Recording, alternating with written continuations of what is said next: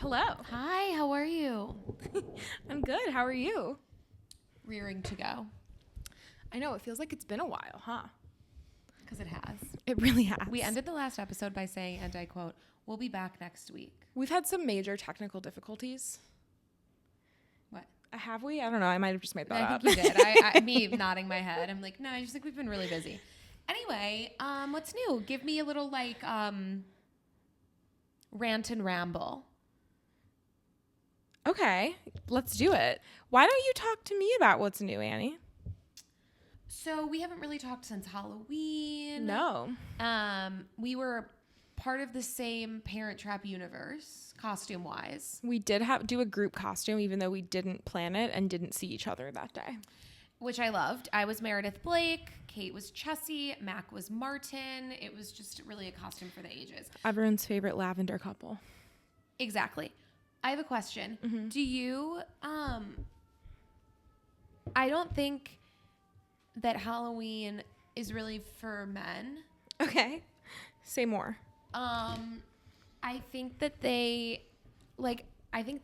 is was a hot debate in my apartment because there was a lot of conversation about how if you don't dress up on Halloween, you suck. And I'm kind of just put the jersey on that you've been wearing for 12 years as your costume. And it's fine.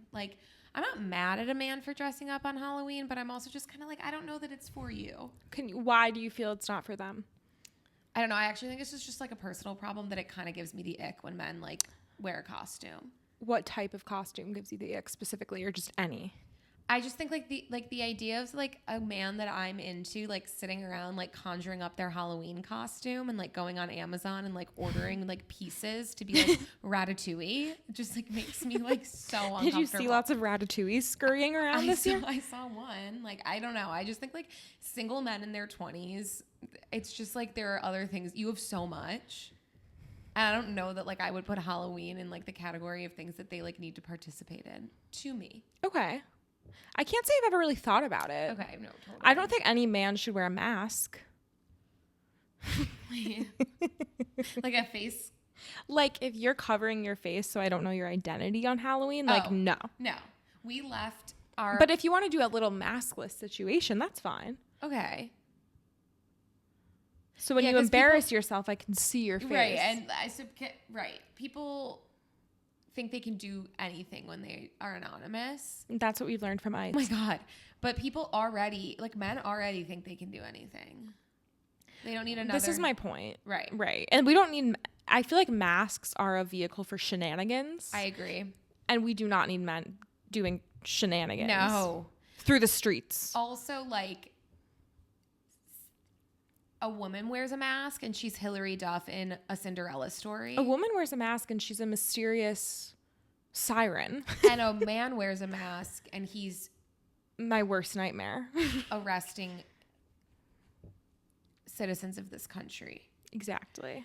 So anyway, that's just something. So Halloween was so fun. Yeah, no, so fun. Can I tell you the Halloween realization I had? Unless there was something else you wanted to say about men and their costumes. Just men in general. I got in a big fight with the 14th Street subway station. Okay. The night of. What did the station say to you? So we're packed in sardines on the subway, and too many butterfly wings are hitting me in the eye, you know, and everyone's miserable, and the L comes every 37 minutes on Halloween because, why would anything be convenient? And we get to the 14th Street station. This station, I'm sorry, is disgusting. Mm-hmm. Every day that I'm on the subway, I'm would it kill you to clean? She's got away. I get off the train, and the MTA people are screaming at all the people dressed in the most absurd, all the men in costume and women.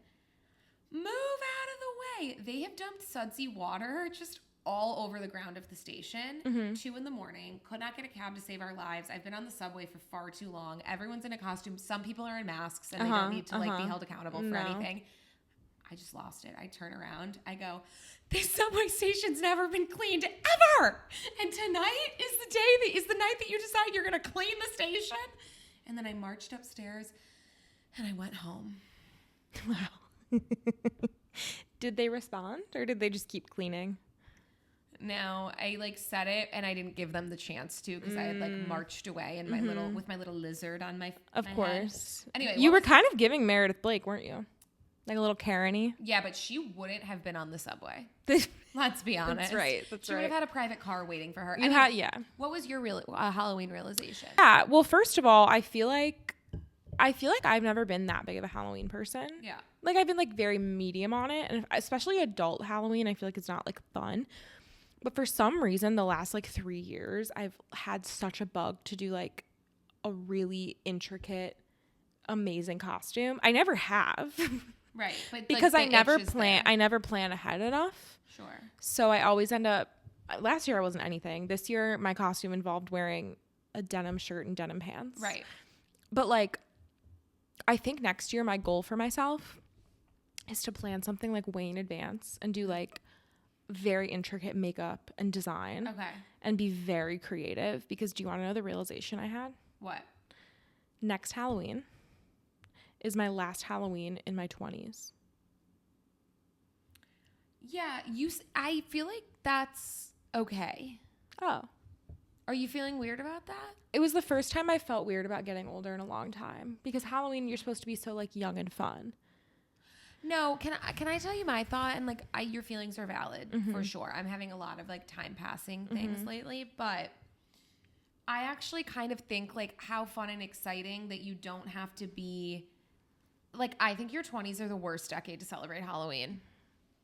I know, but now that I'm a little older, I'm like this was the first Halloween in a while that felt like Halloween and not just like one giant bar crawl. I don't know why, but it was all very festive. It was, and it was also, there was sort of like a spookiness in the there air. Was a gust. There was a gust. There were sure. many gusts for sure. No, I just feel like I'm in no man's land right now in my 20s, just generally.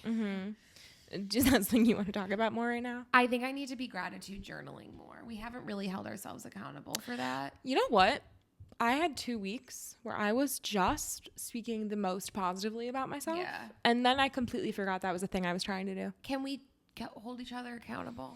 Yes. Because we have so many good things in life that I think I take for granted, and the bad things can really take over, and have been recently, especially as the day gets dark early. Oh my God, that is the worst. Like, I'm just having scaries. Do you want to each say right now one thing we're proud of ourselves for this week? Yeah. Okay, you go first. Well, I don't know. Okay. So, okay, here's mine. wait, why don't we do I just scared Macklin with my gas. One thing that we're proud of ourselves for, and then one thing that we're proud of of the other person. Okay, love. I haven't seen you that much this week. You're like, I can't think of anything. Yeah, we never talk. Okay, so I'm proud of myself first and foremost. No, so I did solid core. Oh yeah. Twice. I don't know why I was expecting like more of a reaction. Well, I knew that. Oh, okay. I'm really proud of you for that. Clearly, I'm still relying a lot on external validation. You're proud of yourself. So I did solid core twice. I haven't been able to do workout classes in like 2 years because I've been injured, and solid core is a really hard one. And I did go by myself once because Annie canceled on me last minute because her Botox person said she couldn't be upside down after getting Botox. She never said that. I just know I just know that that's true. And I was having pulsating pain. Like, okay, whatever. I so respect it that. Coagulates weirdly. Ew. If you go in a downward dog or a right oblique twist. Okay. Well, for that reason, I went by myself, and I was proud of myself because I feel like workout classes are intimidating, and I wanted to do something new and fun and exciting. And I love that. And I am strong, and I am powerful. Yes. I'm proud of you. Uh-huh.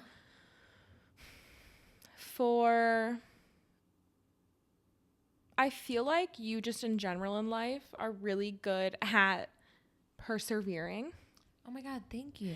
And like, oh, wow. I feel like when people are acting foolish, yeah, you are good at like just being like, you know what, that's a them thing, and I'm just gonna like keep on keeping on. That's really nice. And that's a quality I don't possess as much as you do. So I'm very proud of you for exercising that in your everyday life. That's really nice of you. I really appreciate that. Thank you. It's funny you say that, because the stories we tell ourselves are so different than the way that the people that love us, see us, I'd And say. isn't that just life in a nutshell? Kind of a bar. Yeah, it was. I'm proud of myself this week for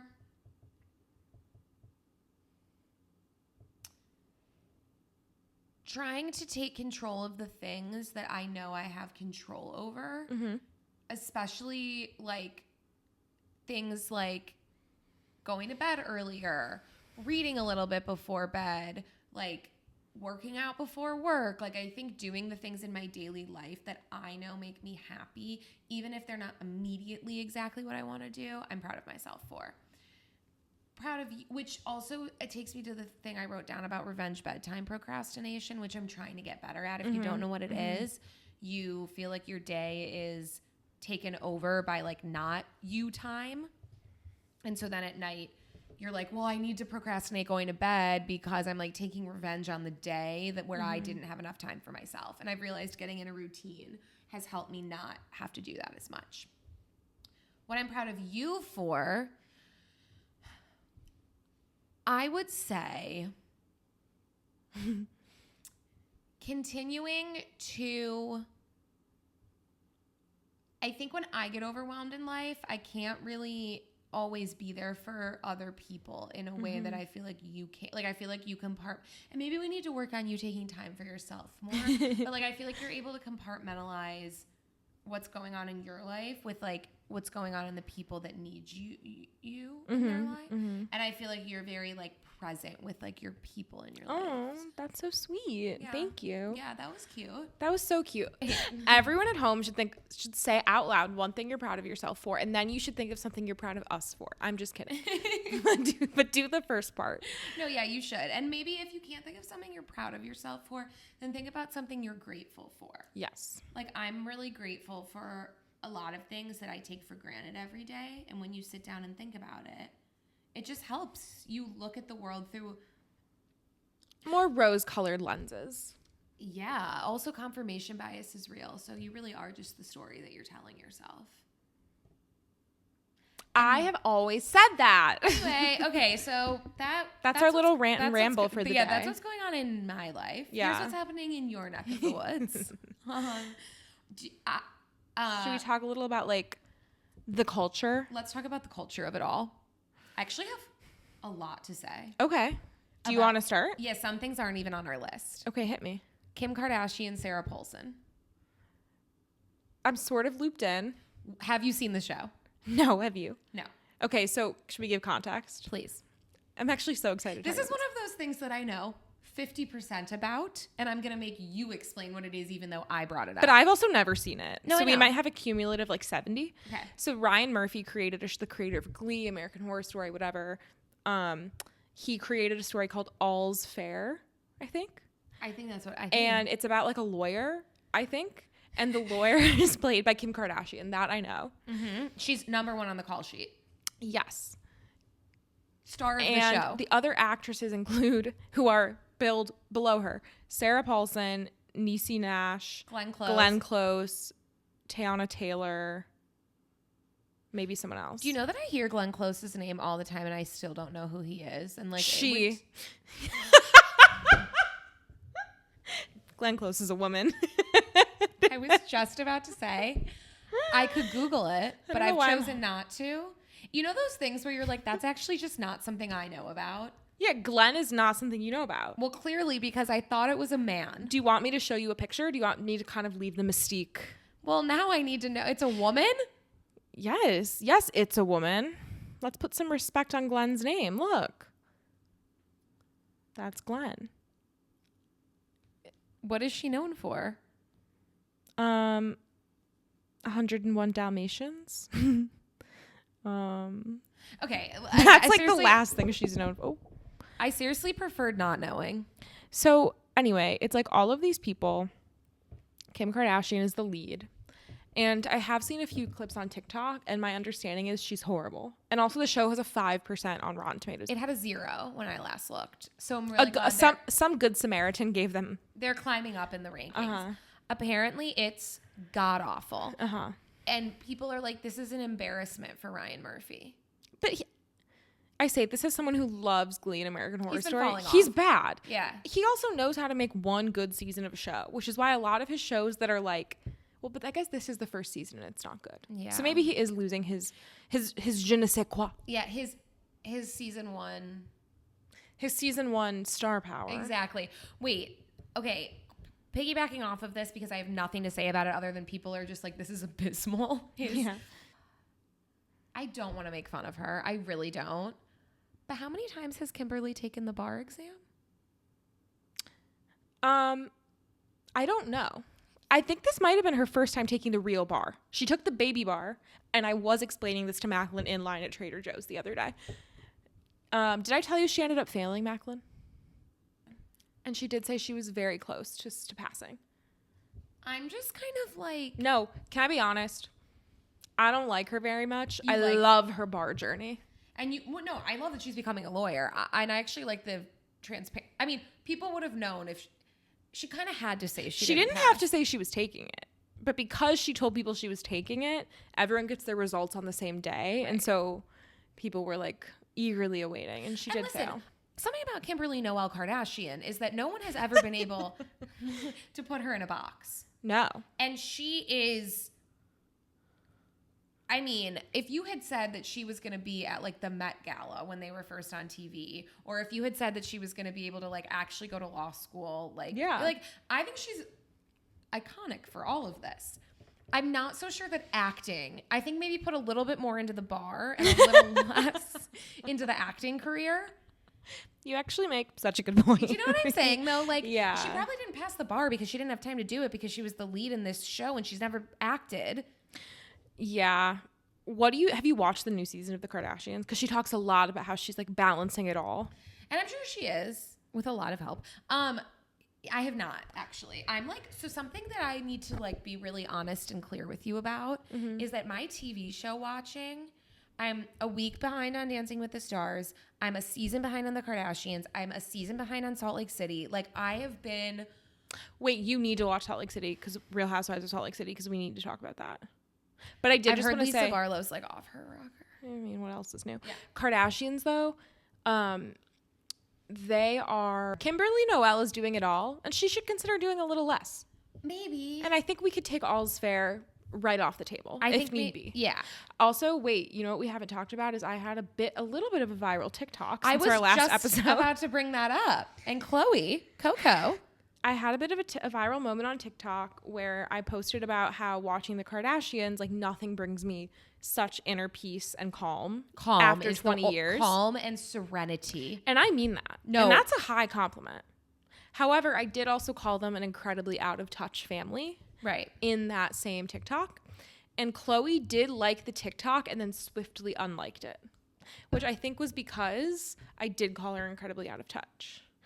And much like how I felt bad about Taylor after we trashed her a couple episodes ago, I was kind of like, oh no, like I've hurt Chloe. But then I was like, she's fine. She's definitely fine. I also think that there is a lot to be said for the fact that Chloe saw it. I mean, she know. I mean, she's clearly out. She's clearly looking at things about herself. And not to like literally make everything about me, but do you understand like how at 8 years old, it gets younger every time. I was like 10. At 10 years old, like not going to 4th grade and then going viral on Tumblr and like the fame associated with that. Do you get how it can be all consuming and stressful? I texted you when I hit like 100 likes and I was like, is this how you felt with peacelovekardashians.tumblr.com? And listen, it was that times a million. It was a fraction. I don't want to co-opt your experience. I was going to say, I mean, but I can relate at least a little bit now. You can. I mean, it was, yeah, it's something that I just think until you experience that level of fame, it's hard to really wrap your mind around. Completely. But it's something that I'm glad that you also experienced through the vehicle of our lifetime love for the Kardashian-Jenner family. Oh, they hold a very special place in my heart. Oh, 100%. Are you enjoying this season of the Kardashians? No, it's very bad. Okay. But I sit there and I watch it and I feel the most myself I'll ever feel in this life. Right. Speaking of people and things we have unhealthy attachments to, how are you feeling about the upcoming premiere of Wicked for Good? Oh my God. Okay. I have a lot to say. Okay. First of all, I can't wait to see what happens. Like the plot. You can't wait to learn the second can't- half of the plot, even though you've seen the musical 4 times. Yeah, but like I will stand by my opinion that the musical moves too quickly, and having the part 1 of the movie was one of the best things that could have happened for me as a member of the Wicked Community. Community. Which you have been for years. maybe a Despite lifetime, despite not knowing the plot at all. No. I am feeling jazzed the fuck up. Me too. Because I watched a tiny bit of The Wizard and I last night. Wicked One Wonderful Night. Wicked One Wonderful Night. The special. I didn't know that Jeff Goldblum plays the piano. I didn't either. He's playing. He just had some magic fingers. He totally had magic fingers. Wait, He is the wizard after all. I have a couple things to say about that though. Okay. Mm-hmm. Are we just like milking money out of like what was the point of the one night? Oh, you loved it. Don't look at me with that face. I'm so sorry. Well, they've taken a different approach to the press tour this time. Mm-hmm. So instead of doing so many big premieres and interviews, they decided it would be fun if they sang live and did One night and only. did like one wonderful night. And let me tell you, wonderful. It absolutely was. Okay, fair. I watched the beginning of it, like Oh, I am making you watch the final Okay. number that they sang after this. Do they do part 2 songs? Do they do yes. For Good? Yes, with Kristen Chenoweth with Anna Dina Menzel. Wait, at the Gershwin Theater. Now we're spoiling it. Like, let's just. I also do have to admit that Macklin and I were sitting here on the couch watching it, and Macklin was doing work, and I was crying, and he didn't notice. It made me cry. No, I get it. Sorry. Also, Wait, I'm so excited for. Do you think that's going to be as good as part 1? I don't know. I think so. Kate, you could sit me down any time of day. I'd watch that movie. Do you know I've still only seen it once? I've seen it 3 times. I wouldn't watch it not in theaters until you watch part. I want to watch part 1 the night before we see part 2. But can we do it with the lights off, big screen? Of course. Okay, I'm just double checking because it's me. Like it's just like amazing. You know, it's absolutely like so when amazing. she's like flat, like oh my god, like wow. Something I took away from Wicked One Wonderful Night is Yeah. that Ethan Slater is still just has such the hots for Ari. Well, he blew up his life for her. I know, and like in the show, you just every time they are around each other, you just see him looking at her like, and she's just like hi, and like I know it's actually kind of dark, but there is no one I have a more parasocial relationship with than Ariana Grande. Yeah, I know that about you. And I want to give our listeners a look behind the curtain, if you will. Of course. No Wizard of Oz pun intended. Of course. We're never giving people a look behind the curtain. No, never. We're so mysterious. Yes, there's a mystique. Yeah. Because I feel like we've been very hard on Taylor lately, which I don't even want to talk about her because I'm still really fucking mad at her right now. But Totally. there are celebrities who like can do no wrong in my eyes. There's a Right. couple. Oh, not very many. And one of them is Miss Ariana Grande Butera. Can you explain? I just love her. Yeah. And I didn't always. No. Famously, Honeymoon Avenue. Yeah, you liked her first album and I did not. Yeah, and you made fun of me for listening to it. You were like, oh, this is so pop. Because I was annoying at the Yes. time, okay?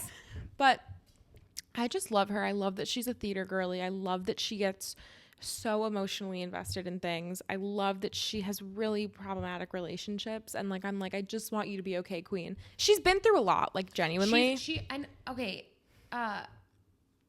What's the song Get Well Soon? That song, okay, if you're like ever like, oh my God, I'm having a panic attack, you should listen to that song. Yeah, I remember. You told me to listen to that song in 2020 and I was like, when you were having hard times. I know. She's a mental health queen. She's liberal. She talks about politics a lot. Yeah, she does. She's such a weird theater kid, and like so am I. The difference is she's really talented. No, you guys are similar caliber. Oh, thank you. Thank you. Okay, I have to. I'm talk also about just this. sorry. I have one more thing to say on Ari. I just want to say that like, I just like love watching her sing. I feel like for someone who's been a fan of her for so long and is also a weird theater kid, like when I watch her sing For Good on stage at the Gershwin Theater as Glinda, I'm like, oh my God, I feel like I know exactly what that would feel like. Because she's been such a fan since she was little. Did and now their Nana die? Or is she still alive? No, she died. Because she saw part 1 of Wicked. She died. But I'm glad she got to see her as Glinda. Okay. So true. So excited for part 2. We need to buy our tickets. Also, I have to talk about this. And I'm not going to say the name of the bar because I'm not going to say the name of the bar. But I was in a tiny bar with Sabrina Carpenter on Halloween weekend. And much of the cast of SNL, much of the cast of Overcompensating, and Sabrina were there. There was something so refreshingly normal about every single person that was there. Really? Just in Greenpoint at a dive bar for someone's birthday, hanging out, and like to the point where, I mean, I feel like in New York, correct me if you disagree, but I feel like in New York, people let other people like live. Like no one was going up to Sabrina and being like, oh my God, but like everyone knew she was there, which I thought was like refreshing. I also, once she left, Owen Teal from Theal, I don't know how you pronounce from it. Overcompensating. In my mind, he's from Overcompensating. Was like chatting with us, and he was being so funny and talking about how like I was like, I can't wait for Overcompensating, the second season, and he was like, you have to tag Benny and let him know that you want me in the second season, and like laughing and I think his boyfriend is Sabrina Carpenter's stylist. Oh, really? Which was why they were all there. They were the most refreshingly kind human beings ever. To the point, I gave him a hug and he was like, I can't believe I ordered my Uber. And I was like, he wanted to hang out. Do you want to like be my friend? So all's to say, Benny Drama, if you're listening, please have Owen and Overcompensating too. I'm laughing because all's to say is like your new phrase. Wait, which I told you why. Yeah. Can I tell the listeners? Uh-huh. The reason that this podcast is named Long Story Short is because I always, and you too, always But say, mostly you. So long story short, and it's a story that's... After telling the longest story you've ever heard. Right. Like probably I've gone on for an hour and I'm like, so long story short. But it feels like when you're watching a movie and they say the name of the movie, one of my biggest pet peeves in this world is when the movie's called like Last Christmas. And then like someone will be like, oh boy, Last Christmas. I'm like, okay, it's a little on the nose. Such a good example. It's such a good example. I love that movie. Anyway, now that when I talk and I say long story short, I don't want people thinking I'm like plugging the podcast. It's like roll credits, long story short. So you've gone So with... I've gone with alls to say. For some reason, the alls, like the S, like it's not like you're saying all of that to say. You say alls to say, and it sounds like you're like a 1940s mobster. Alls to say. Alls to say. Wait, is that like not an expression? You can be honest with me. No, I think it is. I just think it like sort of hit its heyday in like the 40s. Of the 19s. Okay, yeah, no, totally. We'll bring it back for the 2040s. Century. That could be cool. Yeah, let's get it trending. Okay, I can't talk about the 2040s. I'm having like a lot of passage of time anxiety lately. Okay. So let's go somewhere else. Okay. So all's to say. There's been a lot going on in the world writ large since we last recorded as well, because isn't there always? What do we want to touch on? You want to start with your girlies? I just want to say that the poll workers were nothing short of fantabuloso once again. I'm so obsessed with all of them. I mean, they say thank you, and I say no. Thank you. Exactly. They are everything. They work that poll. I mean, they just and they never ask for the pen back. They always give me a sticker. I just love them. And they just help their little hearts out. Historic turnout in New York. Very cool. A lot of young people. Very cool. I think that's like that's my prevailing thought about exciting. That's I feel like people are engaged again, maybe. Yeah, I just think across the country it's good to like have. I feel like the Republicans have been really good at getting people excited on their side of the aisle, and I feel like for Democrats things have felt very bleak and dire and like bad, depressing. Yeah. And I think what we're learning is it's harder to motivate people that way. And I all think the it's women. I love that all of these women are now governor and other positions of power. Also, Prop 50. Like, okay, two can play at this game. Which I think we need to be playing at their game a little more. I've been saying we should pack the courts for like 6 years. You heard it here first. Anyway, my point being, I think it's really exciting, and I think that the women are, as Mom said, standing on the shoulders of Hillary, Kamala, all these people that have unfortunately felt the consequences of like a sexist nation, now finally electing like across the board really awesome, amazing women. Yeah. And I think it'll be really exciting to hopefully carry all of this into the midterms next year, which I do want to keep talking about, like little things that people can do to get involved. Because I think sometimes, especially if you live in a state where there's not important elections, I mean, there's going to be a lot of important elections across the board next year, obviously. But like, if you live in a state where you feel like it always goes red or always goes blue and you don't feel like you can do anything to help, like there's ways to help. Yeah. There's always ways to help. So I want to talk more about those, like the closer we get to the midterms. Yes. One other thing, then this is not directly related, but I feel like because of everything that's going on right now with the elections and with ICE and with SNAP benefits and with the government shutdown and all that stuff, some of like the other geopolitical things that have been happening have gotten swept under the rug. Jamaica, the hurricane that swept through Jamaica, like devastated Jamaica. A lot of homes, roofs came off.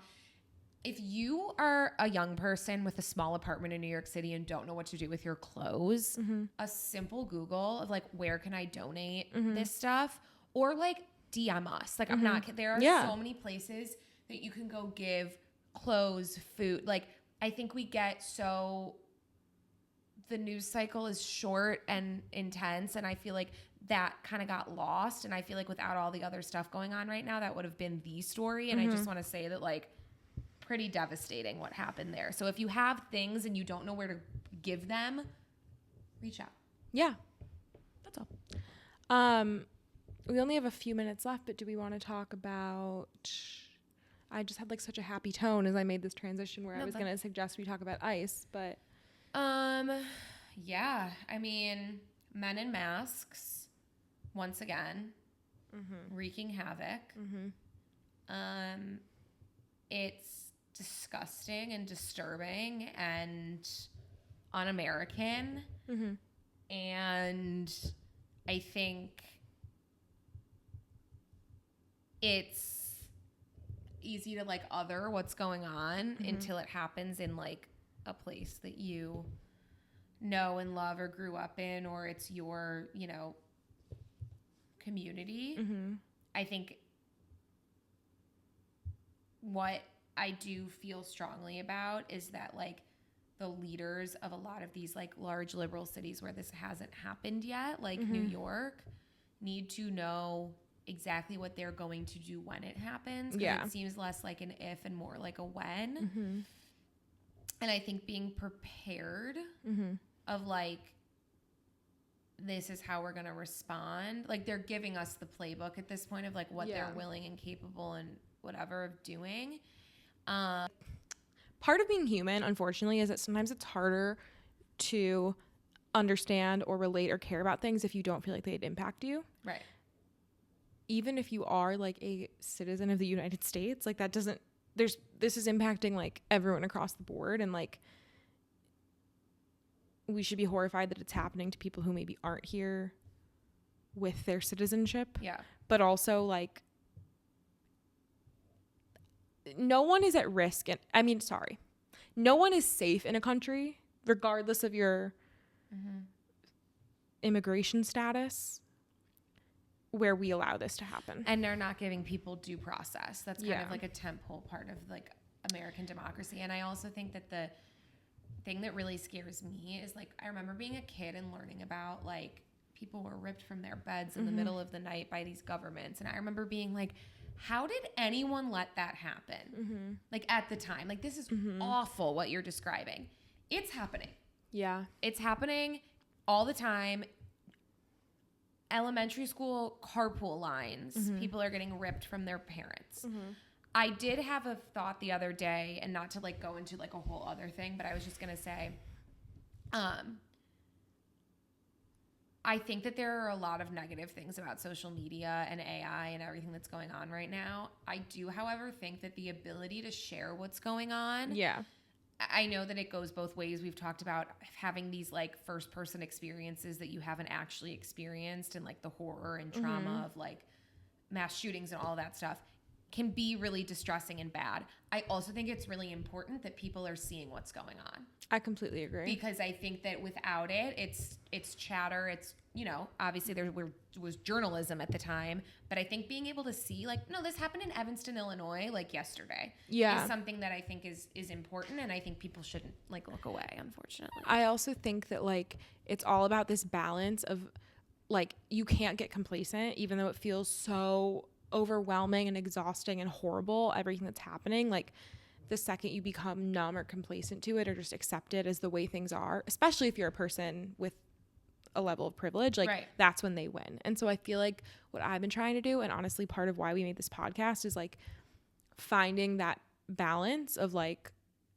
being able to talk about these things and not ignoring these things, while also still like being able to have fun and find joy where you can, so you're not completely like burnt out of all of it and like consumed by the like dread of everything. So I feel like that's a good thing for us to keep talking about, because I'm agree. sure we are not done with shitty things happening under this administration, unfortunately. I agree. We are 25% of the way in. Almost. And it's going to be 50% of the way in. Hopefully we'll get some change. So yeah, that's that. I would say let's make a little call to home, except that we have 2 minutes left on this SD card. So sorry, Gail and Bill. I think we might have to do some in-person with Bill and Gail when we're home. 1,000%. So we have that to look forward to. We do. As always, let us know if there's anything you guys want us to chat about.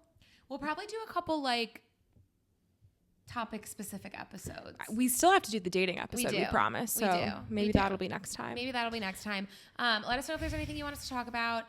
As always, subscribe, like, engage, all that good stuff, and say your positive affirmations. And gratitude journal a little bit this week, guys. Why the hell not? You know? What do you have to lose? Exactly. Love you. All right. Bye.